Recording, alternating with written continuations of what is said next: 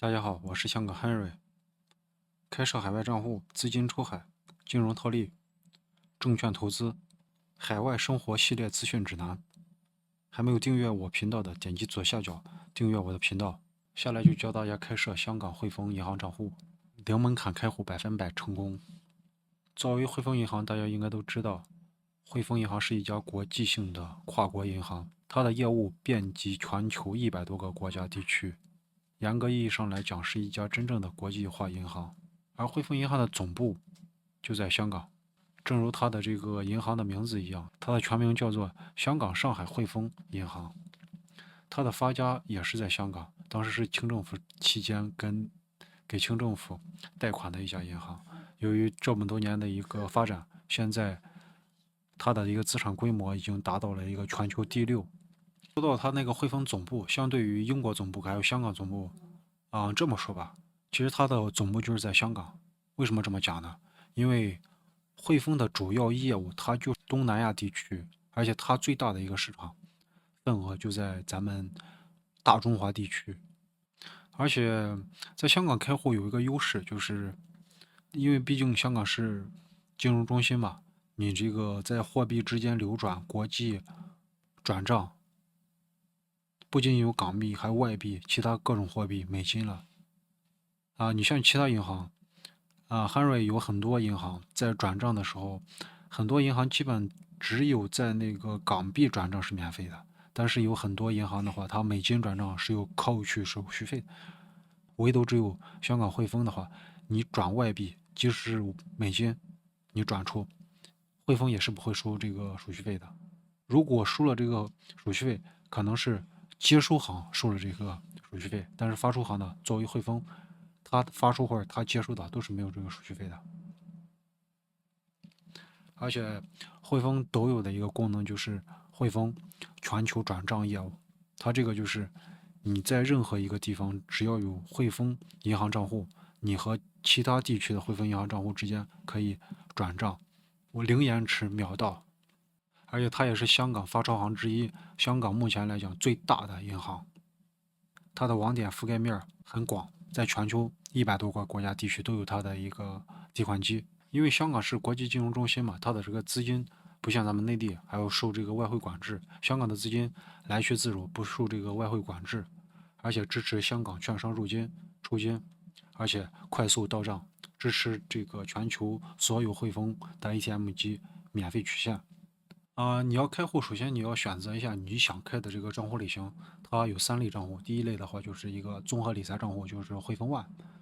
第二个的就是汇丰卓越理财，它有一个最低存款要求，要达到100万港币，这个是没有手续费的。如果不够100万港币的话，它是会收取每个月350的一个手续费的。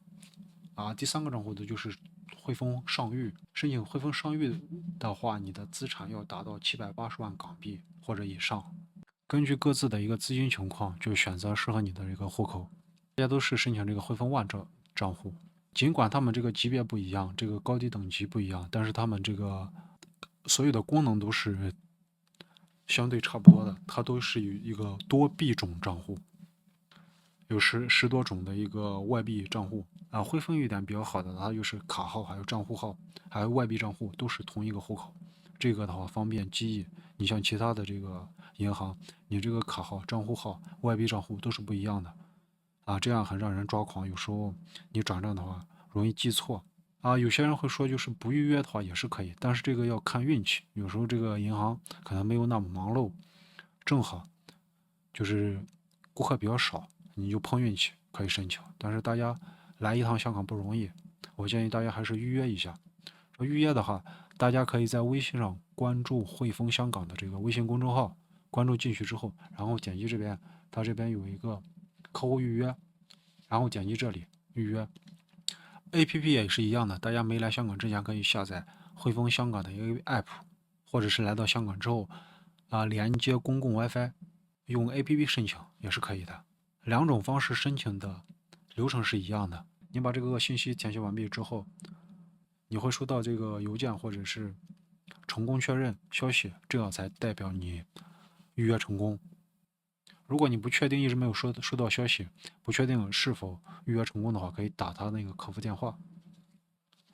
下来这一点呢，就是比较重要的，就是开户地点的一个选择。而我的建议是，大家最好避开这些热门地点，以及这些比较大的商业街区，还有这些比较火爆的这一些大的网点。为什么这么说呢？哪些地方是热门地点，哪些地方是大行的聚集地呢？我给大家分析啊。大家可以看到，香港有个在九龙地区有一个主干道，这个叫弥敦道，大家可以来之前可以先地图导航一下，弥敦道这就是一个主干道。还有这个在九龙的这个主干道弥敦道上，还有这个在港岛它这个环线上面，你像比较热门的地方，你像旺角啊、油麻地啊、尖沙咀，还有这个中环、金钟，还有湾仔。你像这些热门地点的话，我建议大家还是不要去的。有些人说就是这些地点客户经理比较多，但是就是首先是他接待的这个本地的客户就很多，你每次去到就光本地客户排队就得排1个小时到2个小时，大家都是来之后先拿到号，然后出去转一圈，然后再过来。本地人上去还要排队，更何况咱们内地客户呢？你过来的话，你浪费时间不说，万一就是那个客户经理他那个接待量比较大，他不想给你开户，他找个理由就会把你搪塞掉。你可以找一个比较偏的街道，你像这个环线这个环线，这个环线，然后最后可以往上走，你像青衣这地区屯门，大家就是打开这个谷歌地图，在相关的这个区域搜索一下，汇丰的网点还是很多的。你像这些比较偏的这些地方，为什么说推荐大家去这些地方？首先是它这个地方比较偏，客户比较少，本地的客户也少你要是运气好，赶到没人的时候，你甚至都不用排队，有时候都不用预约就可以办理。你赶到这些热门地点的话，你同样是你像这些热门商圈的话，你去了，或许不仅仅你去，有很多咱内地的客户，他就是跟你是一样的，也是内地客户，但前提是他的资产规模很多，直接把自己的内地资产的一个证明，把这个资产证明给客户经理看，客户经理一看，他肯定会挑选的。就比如说我一天要面对100多个内地用户，我要挑选10个优质的内地用户，你像这些剩下的90%，你资产规模没有那么大的话，他可能就给你拒绝了。所以说我个人建议还是大家避开这些热门地点大家要准备的这个材料你的身份证、你的通行证，还有这个入关的小白条，就是你从深圳或者从港珠澳大桥过来的话，你经过口岸，口岸会给你发一个类似于这样的一个小白条，一定要把这个小白条准备好。还有就是，大家要准备一下你的个人流水、你的资产状况、资产证明，比如说你的内地的股票，能体现你的一个个人身价的一个东西，把这东西准备好下来就是这个地址证明了。这个地址证明我之前的一系列教程一直都教大家要用一个英文地址证明。为什么呢？因为像除了咱中国内地地区以外的所有地方用的都是这个英文地址账单。当然了，你在香港这地方是跟咱内地比较近嘛，就是你用这个中文账单也是可以的。但是那个申请香港账户只是一个开始，咱未来的话还要再往外走。你比如说去欧洲去美国你那些地方的他完全就不认这个中文的地址账单了像我之前推荐大家开的这个新加坡华侨账户，新加坡华侨账户你开通的时候没有什么要求，你填你内地的地址就可以。但是你填内地地址的时候，你比如说是省市区街道这些信息，你把这个用谷歌翻译把它翻译成英文。你比如说具体这个小区可能不好翻译，你把它标注成拼音，这样一来，那个快递员也能看得懂，你也能看得懂，像外国人也能看得懂，这样是最方便的。然后第一步，你先申请新加坡华侨银行账户，然后把你的英文地址写到新加坡华侨银行。当你入金之后，就可以打这个纯英文的地址账单。如果有咱内地的用户有这个内地的花旗银行信用卡的话，咱内地的花旗信用卡对账单是一个中英文双语的一个地址证明。所以说，你要资金出海要开海外账户，英文地址是第一步。这是我给大家提供这个2个英文地址。至于这个新加坡华侨银行的这个英文地址账单，大家可以看我上一个视频，这个教程会教大家开通这个新加坡华侨银行账户。你把这个开通之后，你进入 app，然后点击这个3个点，然后在里面看到这个查看文件，然后点击相应的这个日期，选择之后，你就能看到这个对账单，然后点击完成之后，就会出现这个英文地址账单。花旗银行同样的道理，把这些材料准备完毕之后，你要想好一个理由，在客户经理这一块他会卡你，因为首先是他开这个帮你开户口是要给他带来这个业务的，所以说你要告知业务经理，你能给他带来价值，他才会给你开，要不然对他来讲他没有这个业务需求，他不会给你开的。开户的理由的话，你可以说是买保险，或者是到香港存美金，或者是炒股，这些理由大家都可以准备一下。大家根据个人情况来讲，因为每个人的情况不一样，你提前把这个你要想好，你为什么要开这个户如实告知，然后最好做一下包装，把这个话术提前想一想，把这些准备工作做好之后，你来香港之后在线上申请，也可能是秒过的，你就能直接拿到卡。如果绝大多数情况的话，都是拿不到卡的。他会发的一个挂号信发到你的家里，然后在这个排队的这个间隙的话，大家可以利用好这个时间，因为别人在这排队我之前也出了一期开通香港的虚拟银行中安银行的一个教程，大家可以回到我的主页，然后看一看这个开通香港中安银行账户的一个教程。在这个排队间隙，可以用5分钟时间开通这个香港中安银行，然后到了这个银行之后，银行客户经理会让你下载这个 app，然后点击相关的一个信息，这是一个具体一个操作流程。把这些申请之后，会出现一个二维码，让那个客户经理扫描一下。你把这些工作提前做好的话，差不多需要15到半个小时时间就可以做好，上传你的个人资料，然后就会回到这个界面，然后就恭喜你那个账户开通成功。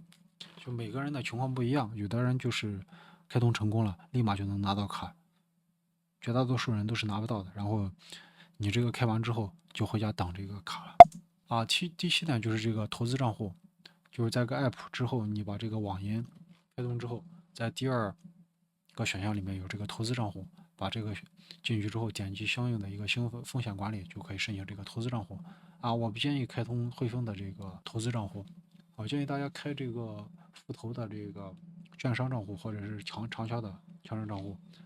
大家就是如果想开富投的话，它是存量用户才可以开。你目前的话没有海外的一个投资账户是开不了的，所以说大家可以第一步在这把这个开通之后下载一个那个投资证明、投资账户的一个证明，就可以开这个富投。然后富投也有这个教程，在我的视频主页里面，大家可以进去看一看。还可以开这个长江证券，长江证券相对来说，你把这个只要有香港卡，也是可以开通的。所以说长销是比较简单的。还有就是大家去银行的时候，开完账户不要着急走，一定要问银行客户经理这个 SWIFT 的信息，因为即便是香港的汇丰银行，它每一个网点不同的这个分行，它的 SWIFT 信息是不一样的，比如地址信息，SWIFT 的代码信息也是不一样的。这个一定要问一下这个客户经理，因为你找不到这个，回头你要入金的话会很麻烦，你查找这个很费时的。然后开通完之后，一定要开通这个转数快，这个转数快类似于支付宝一样，它就是别人给你转账不需要知道你的银行账户信息，只需要知道你的电话号码，把钱就可以转到你的账户来。这个相对来说比较方便一点，大家可以开通一下。有些人就问这个实体卡接收的这个时间，在广东这一地区的话，离香港比较近，差不多10点左右。其他地方比较远的话，可能会达到1个月甚至更长的一个时间。这个是没有办法的，大家只能耐心等待。所以说，在这个等待期间，大家不要灰心啊。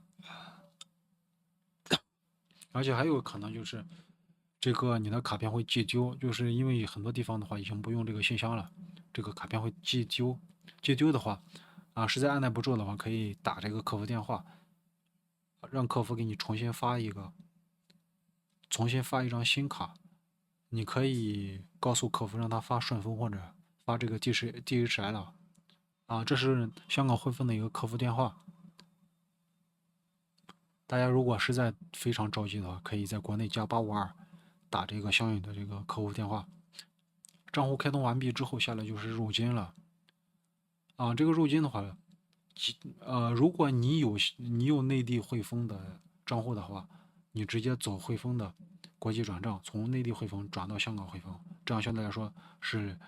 无损转账，这个还是比较好的。但是如果你换汇的话，用汇丰银行，我不建议，因为汇丰银行这个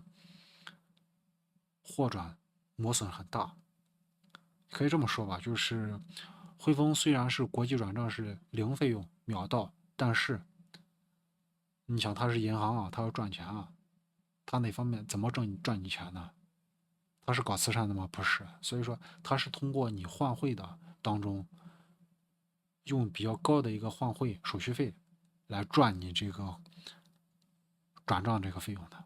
所以说，大家如果没有美金的话或者港币的话，我建议大家还是用这个熊猫速汇。在我主页里也有这个熊猫速汇的一个具体申请开通流程，大家可以看一看。就因为熊猫速汇的话，它是转账跟换汇是一体的，它相对来说这个换汇的磨损比较小，而且转账到换汇一笔只需要80块钱。你首先是换汇的磨损很小，再加上转账这个手续费只要80，比汇丰的这个换汇手续费、换汇的这个磨损，我觉得要低得多。所以说，大家如果精打细算的话，我建议大家还是用这个熊猫速汇转账过来，在5万以下都是可以用熊猫速汇的。后续我会继续抽这个香港汇丰系列的一个申请开户教程，因为咱申请的这个银行账户之后，后期会有这个 debit 扣账卡申请网银，还有这个申请香港汇丰的一个信用卡，要申请的还是挺多的。下来就是这个汇丰奖赏钱，信用卡的话，它这个奖赏比较多。有这个奖赏，它就是以奖赏钱的形式返还到你的信用卡账户里面。还有就是这个 PayMe，